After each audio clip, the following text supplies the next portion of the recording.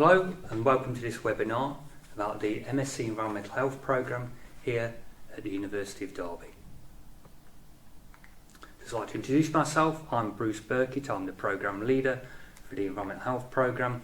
I have over 30 years experience of working in the environmental health field.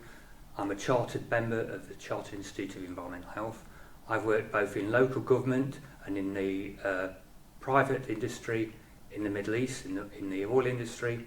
My particular research interests are the Decent Home Standard, housing risk assessment and its application, food safety legislation and food inspection. I'm also a consultant surveyor for the Office of National Statistics. Also teaching on the programme are Paul Belcher. He's the module tutor for the Public Health and Professionals Issues module. He's also a chartered environmental health practitioner, worked for 13 years in local government and then worked for almost 30 years in higher education, teaching environmental and public health, both at postgraduate and undergraduate level, in the United Kingdom, in Hong Kong and also in Africa. His particular research interests are public health policy and how you can affect that into effective policy and occur change. There's also Alan Whitfield. He teaches the workplace health and safety module. His specialist interests are environmental noise and its control and measurement.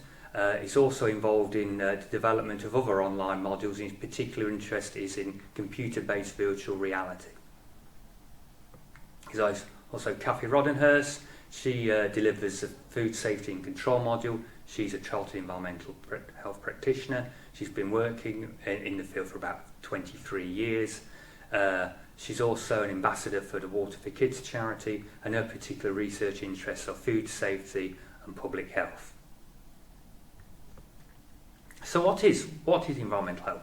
Well, environmental health encompasses public health and that generally very broad concept around health and well-being of the general population, but it also encompasses food safety and how that may impact on health, occupational health and safety in the workplace, residential standards and how poor housing may impact on your health, and also environmental protection, and that includes things like pollution control and also statutory nuisance. So the Environmental Health MSc at the University of Derby, it's the only fully online MSc Environmental Health programme available. It typically runs for about 3 to 5 years, but most students take around 3 to 4 years to complete, but we are quite flexible on how long it takes you to complete the programme. It's taught by chartered professionals. The teaching and assessment reflects real life and practice and what you will actually do when you're working. There's no coursework, no exams in the programme. It's all done by coursework assessment. We're very flexible entry criteria. We don't just look for students who have or accept applicants who have a 2-1 or above undergraduate science degree.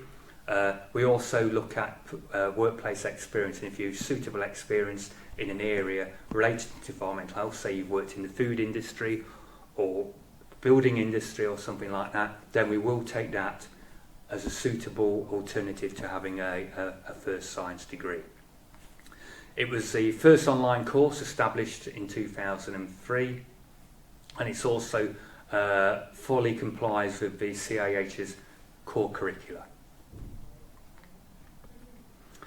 The programme is fully accredited by the CIH. We are a recognised partner organisation of them. The CIH was established in 1883 as around 7,000 members. It is an awarding body for professional standards in environmental health, so it sets the professional exams and the professional interviews which you go on after you complete the programme with us. It also maintains the register of environmental health practitioners, and it also manages the chartered environmental health practitioners route. It's also a campaigning organisation and a lobbying organisation on environmental issues. So we have 3 academic terms or trimesters in an academic year, and they're broken down into 10-week teaching week. At the successful completion of one module, you're awarded 20 academic points or credits. So if you complete 3 modules, you're awarded 60 academic credits, and you'll therefore be able to obtain a postgraduate certificate in environmental health. Go on and complete another 3, you'll have 120 academic credits, and you'll be eligible to postgraduate diploma in environmental health. If you then go on and do the dissertation or project module, which is worth another 60 academic points, you'll have 180 academic credits, and you'll therefore be eligible for the Master's MSc in environmental health. It should be mindful that each module takes around 200 hours of your study time to complete. That's only an approximate number. It might be more, it might be less.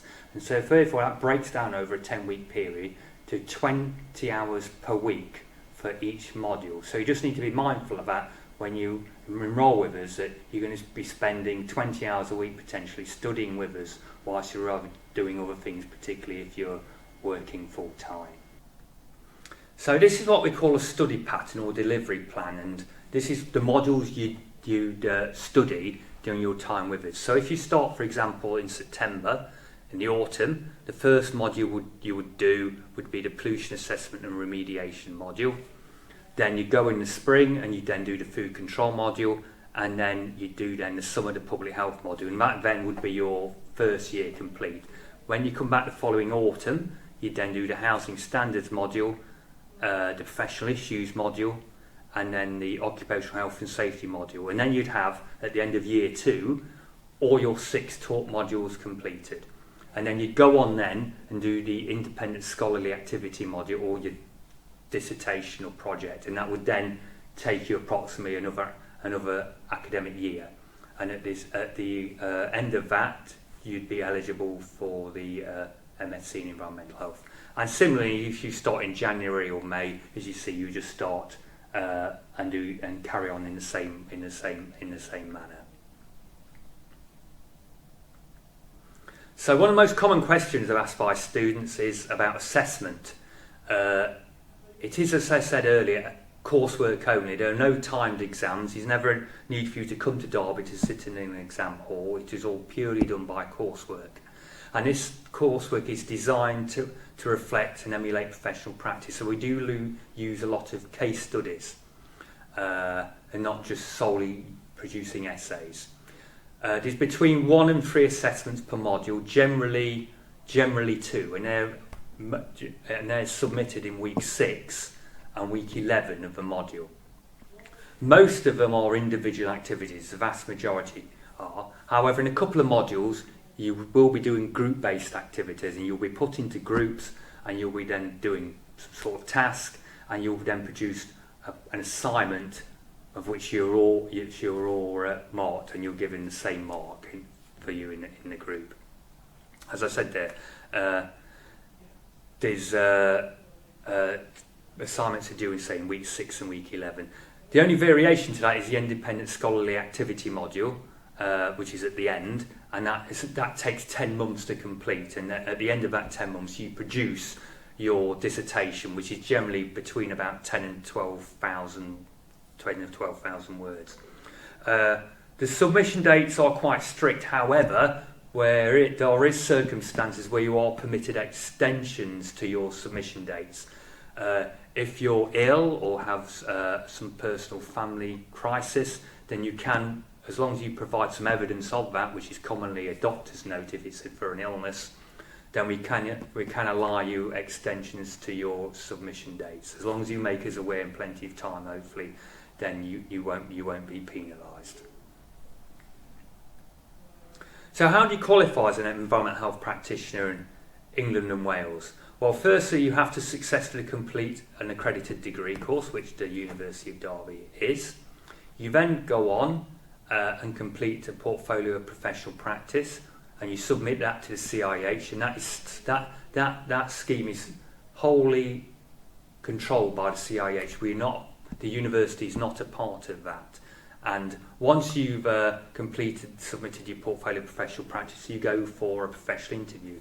If you're all successful in that, then you can be registered with CIH as an environmental health practitioner. You also have the option later on in your career of going for chartered status. However, you have to have a sponsor to do this because it is based on workplace practice, and you do need to have at least 2 years postgraduate experience before you can actually start the chartered status process. So what do our students think? What do they actually think of the course? I mean, obviously, student opinion is very important, and we regularly gauge student opinion with various surveys. The most significant of which is the postgraduate taught survey, which we do every spring. And in the survey of 2021, 100% of the students on the programme agreed that it enhanced their academic ability. 100% also agreed that their workload was manageable, considering that the vast majority of our students are in full-time work, so they could manage their studies and their full-time work quite well at the same time. And 100% of our students agreed that the IT resources that the university offer, which are very significant, met their needs. Also, we've got a hyperlink here to Roland, and he will talk to you about his experience whilst studying with us at the university. So what are the career options once you've successfully graduated from us? Quite a lot of our students go to the armed forces, or sometimes a lot are already in the armed forces by the time they enrol with us in the Royal Army Medical Corps, for example. We have a few students who go to government departments like DEFRA or the Environment Agency. We have a few with large retailers, Sainsbury's, the Co-op, Tesco, people like where they do food safety and food quality assurance roles and occupational health and safety. We've had a few in the hospitality sector who work for hotel chains. We've had one or two tour operators, and we've had some who've actually gone to the charitable sector like UNICEF. But probably the largest, by far the largest, about 50% of our students work for local authorities as environmental health officers in local councils, where they get the opportunity to do the full range of environmental health functions. That's food safety, occupational health and safety, pollution control, and health and safety. So we have a global student body. Although most of our students are based in Britain, we do have students in Ireland. We do have students also in Malta, Cyprus, and throughout the EU. We have students in the United Arab Emirates. We've had students from Singapore, China, and Hong Kong. So we have a global student body. So you never know where there might be another student on the programme actually quite close by to you. So and sometimes students do contact and network between themselves through social media, things like Facebook, etc. We do have guest lecturers who come to the programme. Particularly we have the CIH, Director of Membership. He comes and talks to students probably 2 or 3 times a year. We have speakers from the Food Standards Agency and from the food industry as a whole.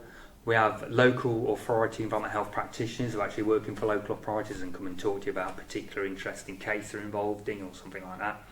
And we also have guest lecturers occasionally from the Building Research Establishment in Watford who talk about housing and health sort of related issues. So what's the course content like? It's not just PowerPoints and text. In fact, that's probably the sort of minority of the study materials offered to you. It's quite interactive. There's interactive quizzes, for example. You can see on the right of the screen here, we have it says Global Milestones for Development of Health Promotion. If you go through that and click on each one of those, 1, 2, 3, etc., that will click onto a sub-screen where you'll get more information about those sort of issues. We have videos embedded in the course materials there. As you see, there's a YouTube video there. We also have, in some modules, we have 3D virtual environments where you can actually immerse yourself in the environment and carry out a virtual health and safety inspection or a virtual food safety inspection. You create an avatar and actually you can go around and touch things and interact with things in your environment. So it's not just slides and PowerPoints. For instance, like the slide in the top left, that's probably only around half the materials are presented like that. There's a lot of interaction available with the learning materials and the course content.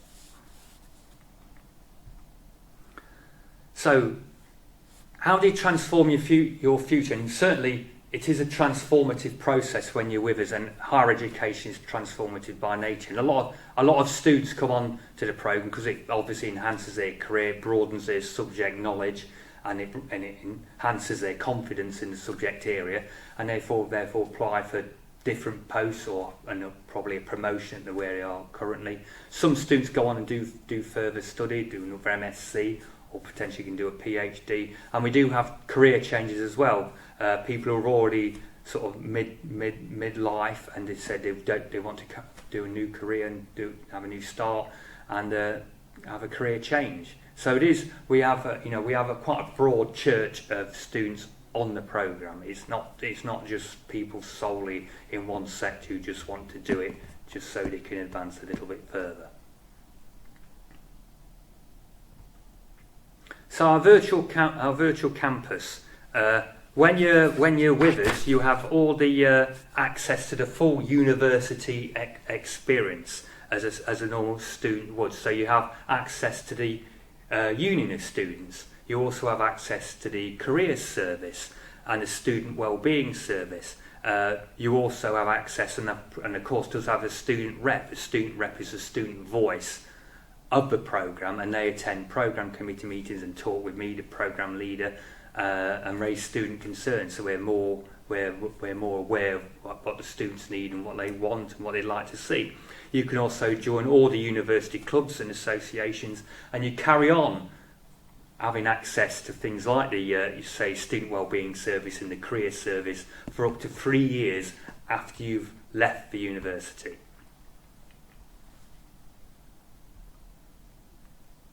So you need to. How does it work for you? First, you need to understand the commitment that you're undertaking when you enrol with us. As I said earlier, you'll be studying for approximately 20 hours per week. I mean, we don't actually monitor that, but that's generally what you should be expecting to do. So if you're already working full time, you need to be aware that you're doing about another 20 hours of study a week on top of that. It may be more if it's subject knowledge is subject area is new to. It may be less if you're already working, say, in occupational health and safety. Then you might only do 10 hours a week. But you need roughly 20 hours a week is what you should be aware that you're committing yourself to. When you're doing that, you need to regularly engage with your peers and interact with your academic staff. It's very clear that the students who interact more with their peers and with us, as the academic tutors, they generally are the ones who perform best. There's a learning portal there for you to access. There are regular announcements and updates and resources available to you. And I also always ask students, you should always log on to the university system at least once or twice a week to check for any announcements, etc.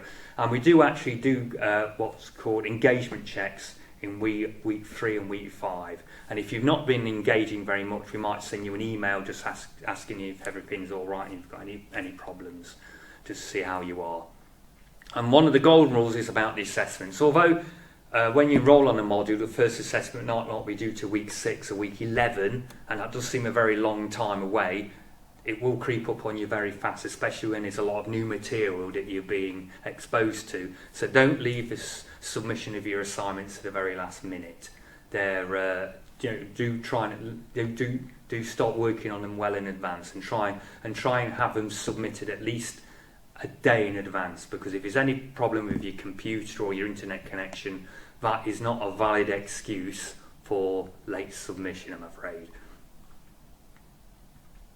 So how do you engage? How do you engage with your online community? Well, first and foremost, every module has a discussion forum, and within that, students can talk to each other about the module. As if we find that this greatly helps cement learning and improves your learning outcomes, because you can interact with your students. If you read an article, for instance, and you said, "Oh, I thought this," then the student might have thought that, and then you can discuss that online.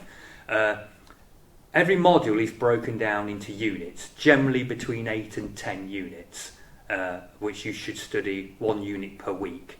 And at the end of each one of those units is generally an end of unit activity where we might ask you to say, read an article and put a posting on the discussion forum. The discussion and the posting might be 50 words long, something like that. We don't mark those, they're not assessed, and it is optional if you do take part in that end of unit activity. But however, as I said in an earlier slide, the students who do best engage in these sort of end of unit activities because it helps conceptualise their learning far better, and they help share their experiences through them, because fellow students, obviously if they're already working in the field, may have extra knowledge which they can impart on you if you enter in this sort of discussion with them.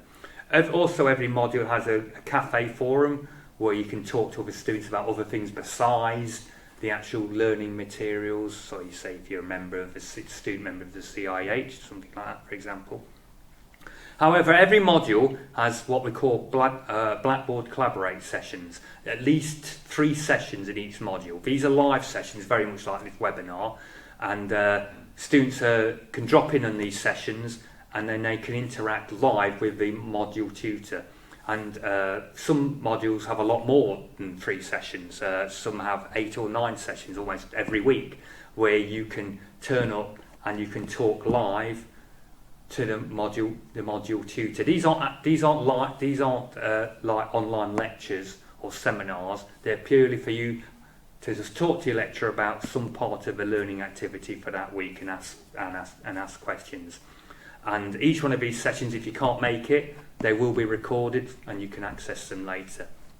But by far the most popular way to engage certainly with the online with the module tutors is through emails, and you will be given a Unimail account when you first enrol with us. It is very important that you do use this Unimail account when you communicate with us, and do not use a personal email account. You should only use your Unimail account, and generally you will get a reply to your email within 2 working days.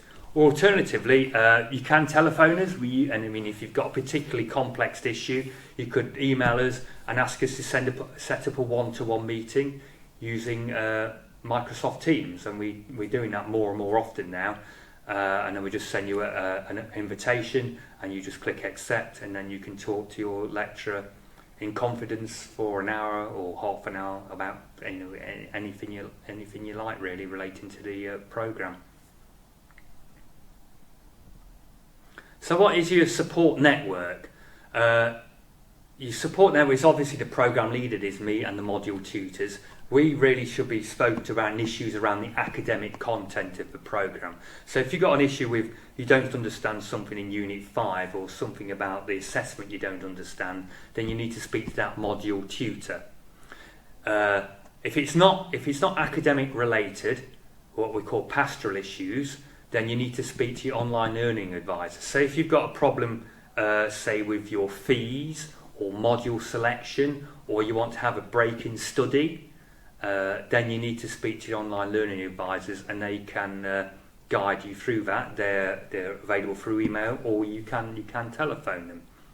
And as I said earlier, you have full access to the student wellbeing service, and you can also talk to them if you've got personal issues, for example, just like any undergraduate student who attends the campus full time. And obviously you have access to the library, which I'll talk about in a minute. You also, once to enrol, you have access to Microsoft Office 365, and you get 1 terabyte of storage space associated with that. And the online learning system is available 24 hours a day. However, there are brief periods, generally within the summer holidays, where the system might actually be partially closed for routine sort of maintenance. But if that is the case, you will get plenty of notice it's going to happen, and it generally is not closed for anything, or not accessible for anything more than, say, 12 hours or a day. But it's generally, that is not within teaching time. It's mainly either within the Christmas holidays or the summer holidays, where you won't be actually being taught at the time. So about the library resource, we have a significant library resource available to you, and the library's resource is online books and e-journals.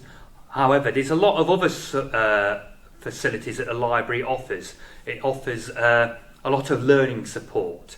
And it holds weekly webinars around things around academic writing, report writing, referencing, research skills and analytical skills, all of those things. Particularly if you've not been in higher education before, or it's been a long time since you've been in higher education, then you might want to brush up on your academic writing or referencing. The Library Service offer weekly webinars around these sorts of issues, of which you can have full access to. And also, the library is a significant building on its own. It has hard books there over 3 floors, as you see in the image. And if you are wanting to come into Derby, some students are quite local to us, you can actually come and take books out, and you can reserve them online to make sure that they're there, and you can take books out and use them to help you fulfil your assessment.